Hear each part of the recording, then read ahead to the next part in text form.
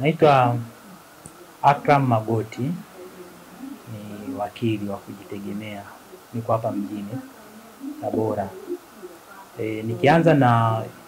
kitu ambacho umeniuliza, na nitarejea pia baadhi ya vitu ambavyo pia na mimi nimeviona na kuvifuatilia, sababu ni taarifa ambazo zinasambaa kwenye mitandao. Kweli kuna hizo sitofahamu iliyotokea tangu tarehe 8 mwezi wa 3 baada ya mchezo wa Yanga na Simba kuahirishwa, na baada ya hapo kuna mengi ambayo yameenea mitandaoni na yamesambaa kwa kiasi kikubwa, na hatua kadhaa ambazo zimechukuliwa, ikiwemo hatua ya klabu ya Yanga kupeleka shauri lao CAS, ambapo majibu yao yametolewa na nimesoma kiasi sehemu ya maamuzi ya CAS, na pia nimepata nafasi ya kupitia hilo tamko la Yanga ambalo limetolewa jana. Kwa kiasi fulani tunaweza kusema hivi, kisheria ukiangalia sasa tunaanzia wapi, lakini kisheria jambo lolote na linaendeshwa kwa mujibu wa taratibu zilizowekwa na taasisi ama mamlaka husika. Hasa ukizungumzia masuala ya kimichezo, zipo taasisi ambazo zimepewa dhamana hiyo ya kuendesha masuala ya kimichezo, lakini pia kuna kanuni na miongozo ambayo imewekwa kwa ajili ya kuhakikisha sasa hizo taratibu zinafuatwa, na iwapo kuna mtu ana malalamiko ama hajaridhishwa na kitu chochote, basi utaratibu gani unafuatwa. Yanga walikuwa na malalamiko yao kama ambavyo tumesikia kwamba wanalalamika uahirishwaji wa ile mechi ya tarehe 8 mwezi wa 3 au kufuatwa taratibu.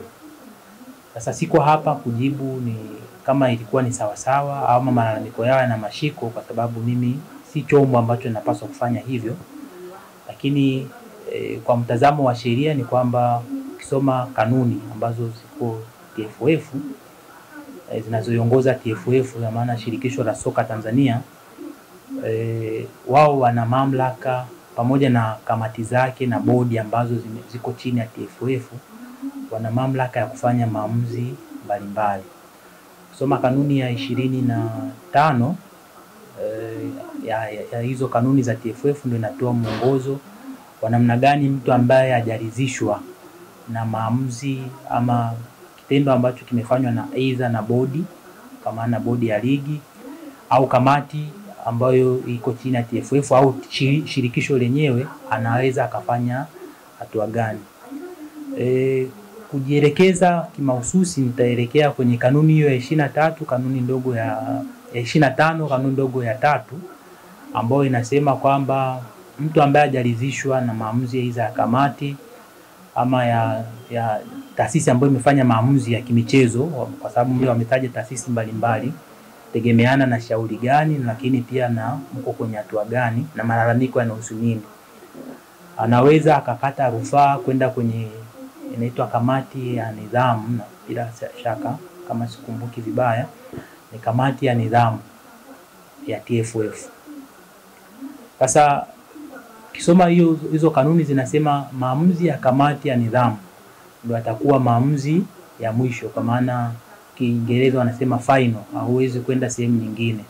Lakini bado ikatoa nafasi kanuni hizo kwamba iwapo mtu hatoridhishwa na maamuzi ya hayo hizo kamati au nini, anaweza akakata rufaa, kwenda kwenye inaitwa ni CAS. Kirefu chake ni inaitwa kumbuki vizuri, lakini ni masuala ya usuluhishi au masuala ya kimichezo, sawa. Sasa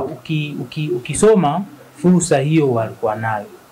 Kwa hiyo Yanga kwenda CAS walikuwa wanakwenda kuwasilisha malalamiko yao kwa mujibu wa taratibu zilizowekwa na mpira. Sasa tumeona baada ya wao kufikisha malalamiko kule, CAS nao wamewajibu wakisema kwamba ukisoma, nimejaribu kusoma sehemu ya nyaraka ile, inasema kwamba wao kwa hatua hiyo hawana mamlaka, kwa sababu Yanga hawakuweza kupitia hatua zote za ndani huku, hawakumaliza hatua zote za ndani, wametumia neno exhaust. hatua zote za ndani huku kabla hajakwenda kwao. Na kweli nimejaribu kupitia pia kanuni za kasi zinasema kwamba mtu anayekwenda kwao kwa njia ya rufaa lazima hakikishe kwanza amepitia hatua zote za ndani za usuluhishi wa jambo lao, na iwapo sasa atashindwa na anaweza akaenda kule. Kwa hiyo maamuzi ya kasi yapo kama yalivyo,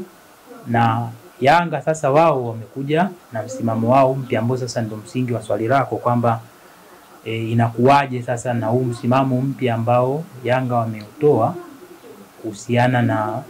tamko lao kwamba hawataendelea na ule mchezo.